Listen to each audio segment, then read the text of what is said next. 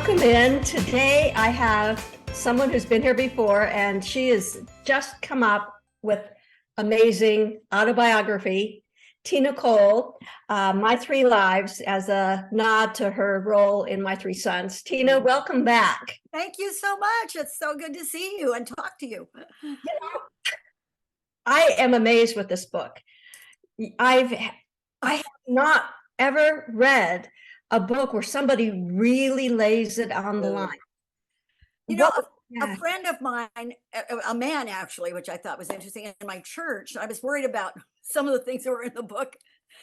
I said, what? He said, I need to talk to you about your book. And I said, well, what? What did you think? He said, I think it was bold. And I went, oh, I never thought about that, but I like that. It is bold. Yes. It's I learned so much about you and your family, but mainly about you, because you have had, I mean, what you've said, there's that I am shocked at what I was able to accomplish while being so emotionally broken. Mm-hmm. And that just hit me because okay, that'll make me cry, so be careful. My tear ducts are connected to my bladder, so oh yeah, that's true. I when I look back through all the date books, I have date books and journals, you know, and I started going back through those, and it was I would go, oh wow, oh I did that. Oh, you did so much. I cannot believe everything that you went through, that emotionally went through, but your career, the roles that you took, the concerts that you all did. What immediately, what I was wondering is, what was the impetus for you to, that's okay. What was the impetus for you to actually write this, sit down and write this? I'm sorry, I was wiping tears.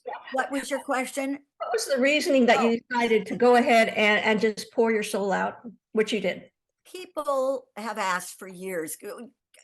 I'm a storyteller, and we would be at parties or, you know, a girls' night or whatever. And, you know, they would ask me questions and I would tell these stories. And people kept saying, you've got to put these down. You've got to write these stories. And I kept thinking, why would anyone want to read a book about someone who didn't suffer from, you know, sexual abuse or addiction or, you know, things like that, depression. And then a girlfriend sent me an audio recorder, a little voice recorder in the mail. She said, okay, you're going to start writing. So we all put together, girlfriends, we put together a list of questions. And every day someone would call me and say, okay, tell me about. And so I would talk into the voice recorder. And because it was very intimate, you know, it was easy to be intimate with my friends. So I would send the files to a friend in Los Angeles, and Debbie would type them up and then email them to me. It took several years to have, as my cousin Cam said, you have all these pearls, and now it's time to weave them into a necklace. And we found a publisher who really wanted to publish the book, and because I was not interested in self-publishing. And now I had a deadline. So, you know, the deadline was important. And then it took about 1.5 years to finally get the necklace woven. But I got stuck with the hard times. I couldn't, nothing would come. And I'll tell you, Francine, I would pray about it. When I would get stuck, I would, you know, sit down on the computer and say, okay, Father in heaven, help me. I don't know where to go. I don't know what to do with this. And by golly, the words would start flowing. And then I'm going to cry again. Well, that's another thing that you bring up in the book, is how your faith really leads you through your life. Yeah. And I don't know how people make it without faith. Right. And you're Mormon, your whole family was Mormon. We all know that. I mean, family, the Osmonds, you know, families that are from the Church of Jesus Christ of Latter-day Saints. And that really comes through in the book, how your faith really pulled you through a lot of Oh, very difficult times. yes. Oh, absolutely. As I say, I don't know what I would have done without it. And the biggest thing, and I don't really want to talk about this, but it was paying my tithing, which I talk about in the book. Yeah. That is, I just, the promises that come.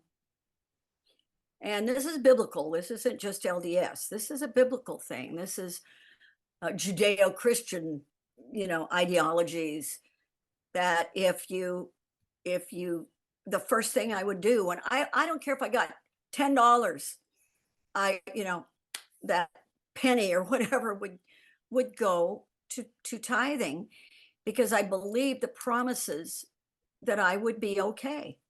And every time I would do that, I would get a job. Or, as I said in the book, there would be $100 bill stuck under my doormat, or a huge box of food. I I can't explain it.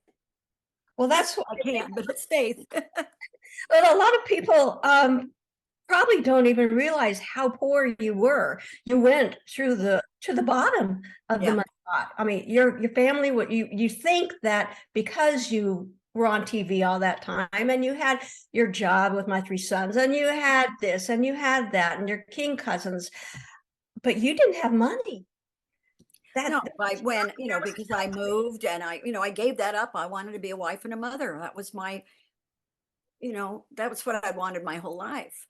And so when that ended, I mean, not with my children, but as I said in the book, when every other week, and the children would go to their dads, I would curl up in a ball on the couch, unless I had a job that I had to go to. But it was so painful. And I had given up. I mean, you can't make a lot of money as an actress or a singer in Sacramento. yeah. So I depended on the church, and I never even thought about going to the government for help. It didn't, I don't know, it didn't dawn on me. I just didn't. I went to, I did go to the food bank, which was, as I said, the $11 a month, for pretty rotten food. But Uh, the church was amazing and did not make me feel less than. Another thing that you go into, you do not really have good luck with husbands. I know what happened. You actually had horrible luck with men. But a lot of people, my three sons, you played Katie, Robbie's wife. Mhm. How many years were you on there? I forgot. 7? Well, I was on for 8, but 3 as Katie. 3 is I that's did I did different characters before. right. I saw you popping up on earlier shows and just as Yeah. a okay, there's Katie. A lot of people just know you from that. And your relationship, Don Grady, who played Robbie, Mhm. didn't really want you for the part. Oh, I know. Thank goodness I didn't know that. If I had known that at the time, it would have been much harder than it was. Um, I just didn't even think about it. And he told me 2 years later, after we had fallen in love, and he said, "I have to tell you something." And I went, "Oh, I'm glad I didn't know that." But that was that why we had difficulty in the romantic scenes, the kissing scenes, the makeout scenes, and I couldn't uh we were kept bumping noses, and because he was awkward with me. Yeah, you go into that in the book. I mean, Yeah, that was a funny I chapter. That know. Wasn't that great? Go in the corner and practice kissing. yes, You need to look like you like each other. but you guys did fall in love, We did. and he asked you to marry him several times, and this never happened. You never got married. Do you think what do you think your life would have been like had you just thrown caution to the wind and say, "Yeah, I'll marry you"? Yeah, yeah. That's hard to say. I think we would have been very happy. The hardest part was the religious part, because that's such a big part of my life. Right. And so that, I don't know, that's a real hard guess. But he was just a wonderful, wonderful man. And I know he was a great husband and father, you know, when he finally did marry. Mhm.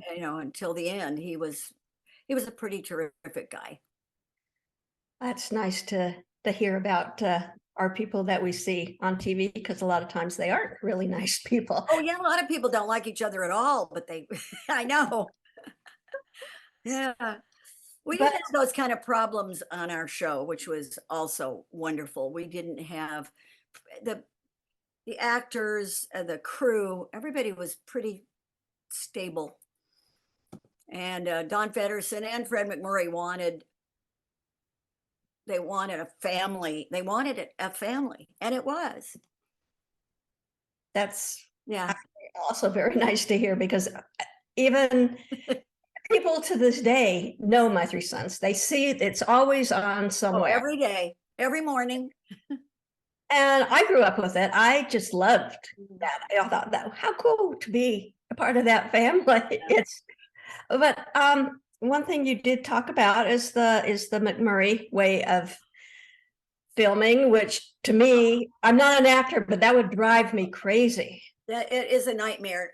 And what's odd about that is people say, like, fans all the time say, "Oh, do you remember the show when you did this and that?" And I go, no, because if I missed, because we shot out of sequence and so many scenes from so many different shows, if you didn't see it on television, and in those days it only played once, and then it reran in the summer, Right. once in the season, and so if you missed that, you had no idea what was actually in the show.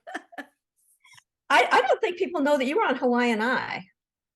Yes, that was my first show, and it was just a fluke, a real fluke. I had been discovered by Warner Brothers when I was 14, and I'd gone to drama lessons in the summer times for about 4 years. But I wanted to be a teacher. I wanted to, that's what I want to do: be a wife, a mother, and a teacher. And I got my first job after a year at BYU, and I was going to transfer to San Jose State. So I was working a semester. My big first job, making $49 a week. I was going to buy a used Volkswagen. I was very excited. And I got a call from Warner's, and they said, "We want you to come down and test for the lead in Hawaiian Eye," which was just happened to be one of my favorite shows. Yeah. And Connie Stevens had been put on suspension.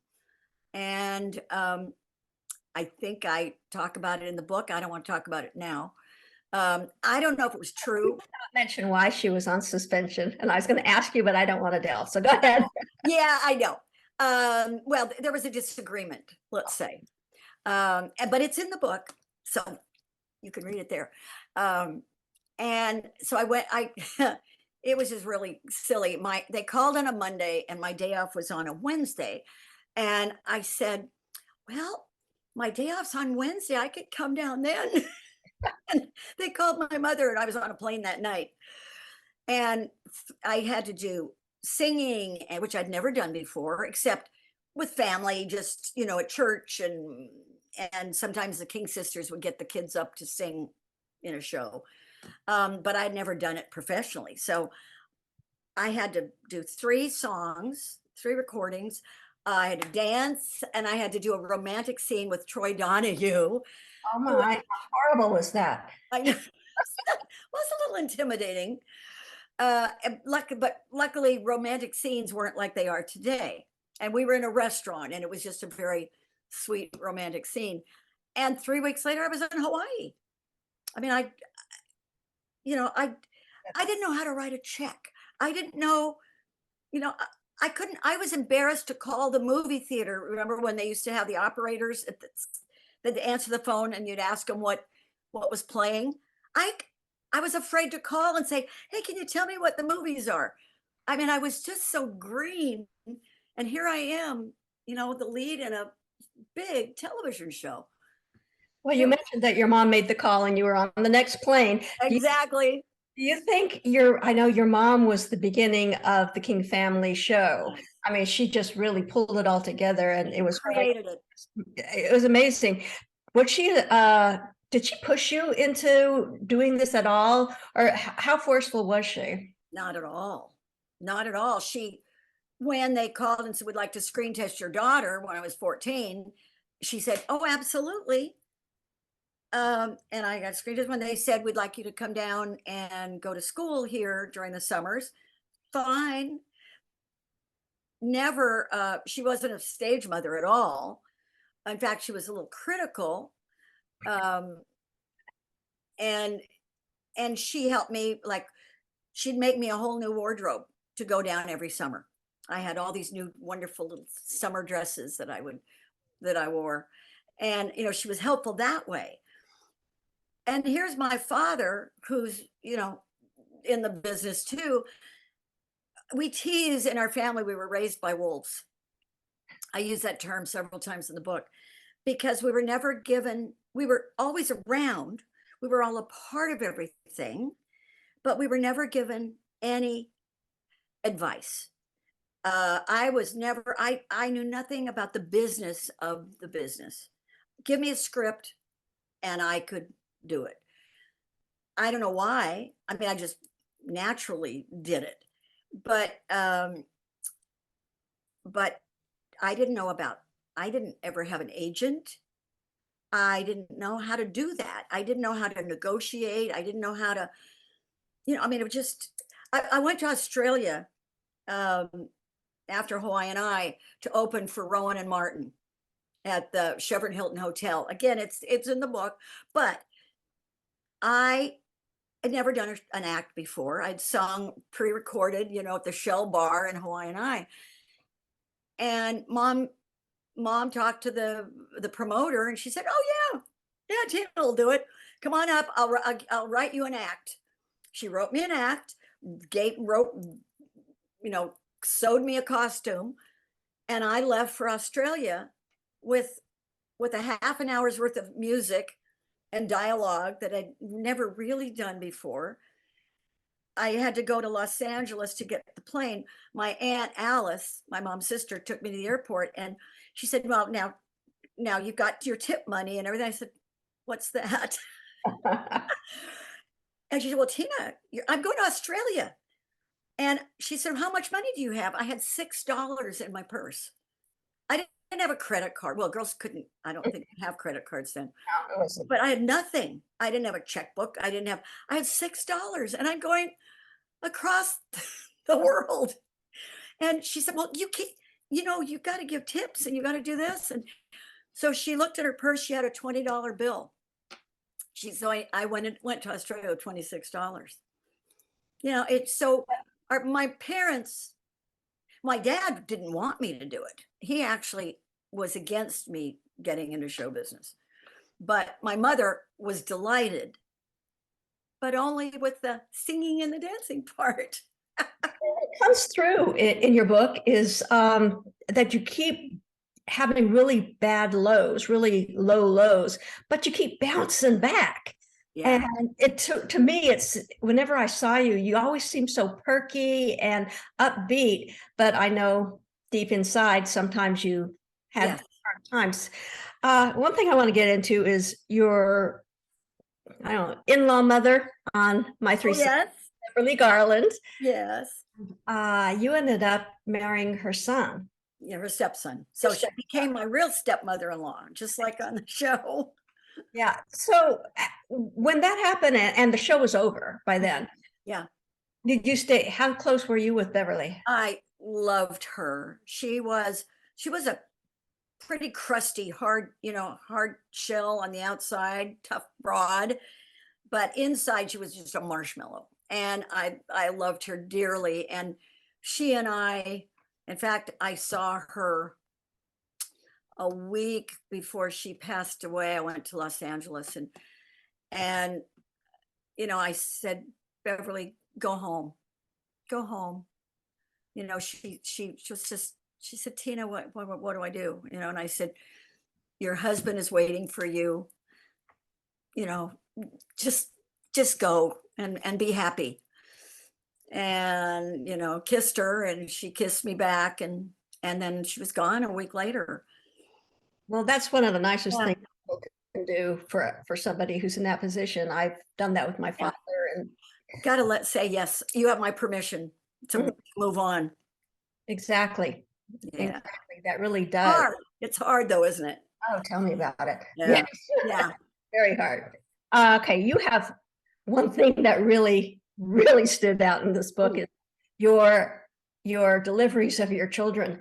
I Oh, yeah, weren't they fun? I had great.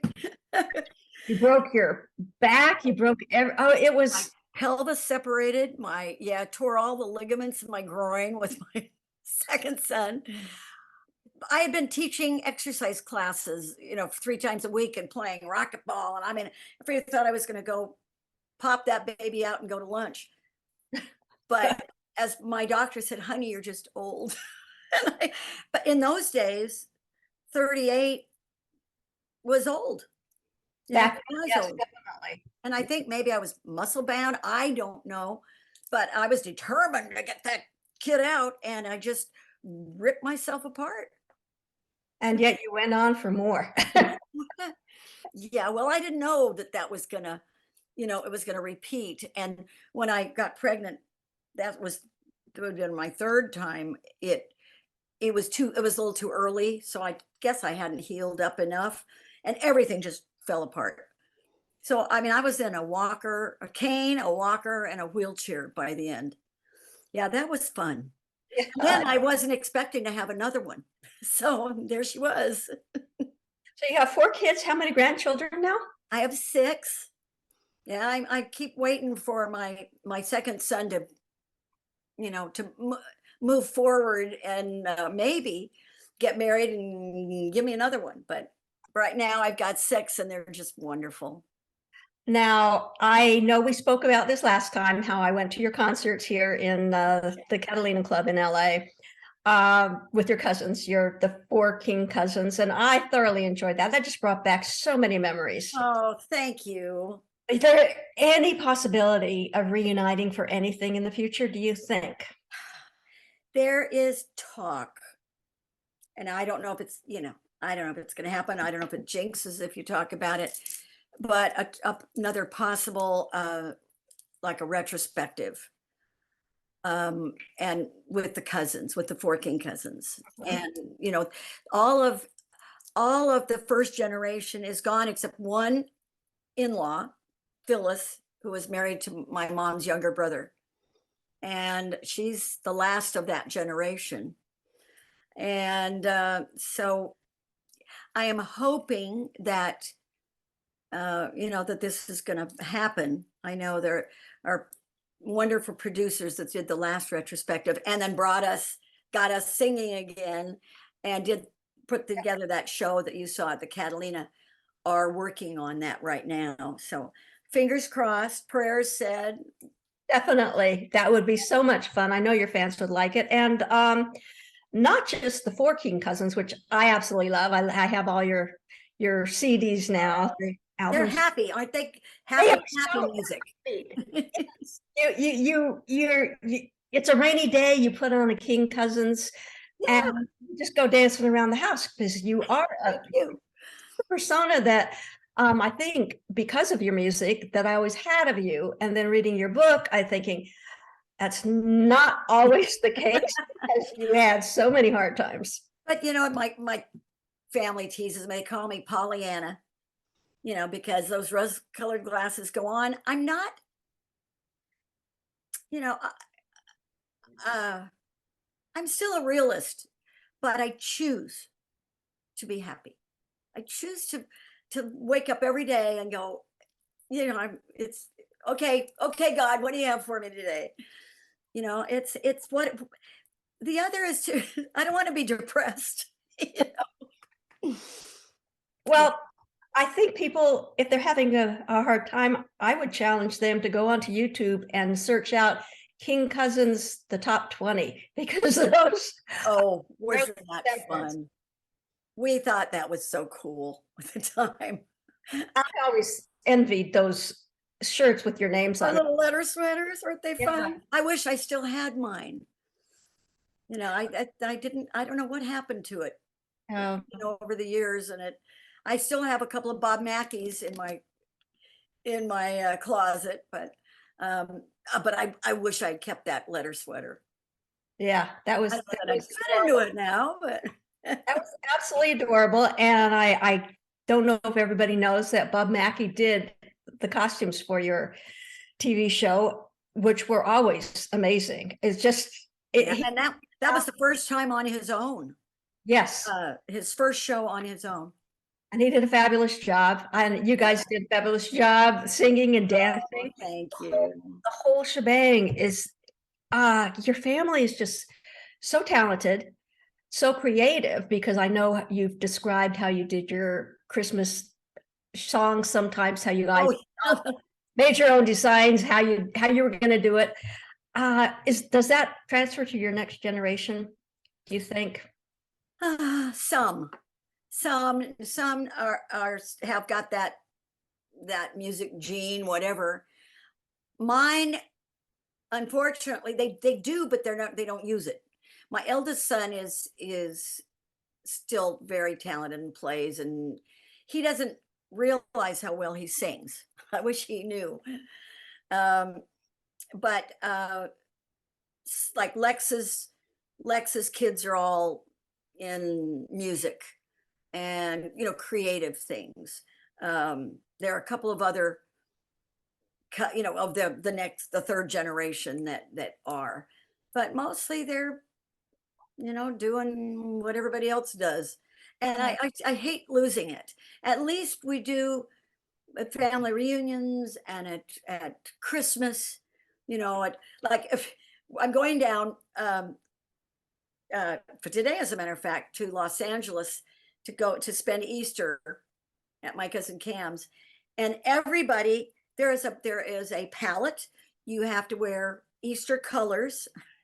Wow. And or black and white, but it has to be spring, and everybody has to learn In Your Easter Bonnet, because we have to sing it before we eat. Oh, that sounds like fun. That sounds like fun. And you're all pretty much still together quite a bit, but unfortunately, we are out of time. No, it's so good to talk to you. It goes by so fast when I talk to you. It just, boom, it's gone. But I really highly recommend your book. Oh, So, thank you. lives, and you read it and you think you've lived actually, it seems like you've lived 10 lives. Someone said that the other day, and I thought, oh, well, yeah, I always love cats. I could do 9 would be good. No, but it's a fascinating read, and I wish you all the best. Hopefully we'll have you back again, especially if you guys get together again. Oh, I hope so. I'll let you know. Okay. Thank you so much. And for the viewers, thanks for watching. I will see you next time.